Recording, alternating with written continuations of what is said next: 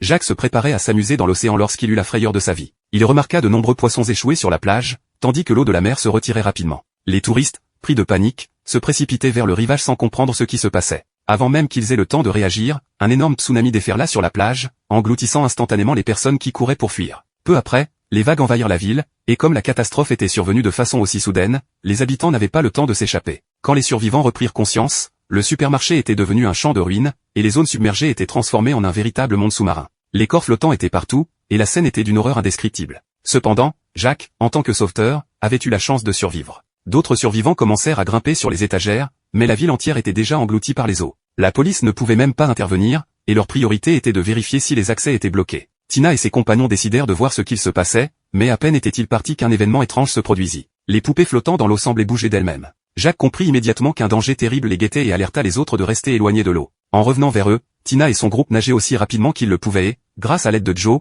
réussirent à regagner les étagères en sécurité. Mais un gardien, toujours perdu dans ses pensées, se retrouva soudainement attiré dans l'eau par une force étrange. Lorsqu'il réapparut, son corps avait déjà été dévoré dans sa partie inférieure par une présence terrifiante dans l'eau. L'eau était maintenant teintée de rouge. La scène était tellement choquante que tout le monde restait figé, horrifié. Dans l'eau se cachaient des requins féroces, certains mesurant jusqu'à 4 mètres de long, capables de dévorer un adulte d'un seul coup. Pendant ce temps, le parking souterrain était aussi submergé. Un couple était coincé dans sa voiture, l'eau montait sous leur véhicule, mais heureusement, l'intérieur était encore sec, et il n'était donc pas en danger immédiat. Cependant, réalisant que cet endroit n'était pas sûr, la femme ouvrit rapidement la fenêtre. Le homme, surveillant la situation, ne tarda pas à remarquer, effrayé, qu'un grand requin de 6 mètres de long nageait dans l'eau. La femme, en panique, alerta son compagnon, qui se précipita à l'intérieur. Mais juste à ce moment-là, le chien à l'arrière commença à aboyer furieusement, attirant ainsi l'attention du grand requin qui commença à frapper la voiture avec force. L'eau pénétrait lentement dans l'habitacle. À ce rythme, il risquait de se faire dévorer ou de se noyer.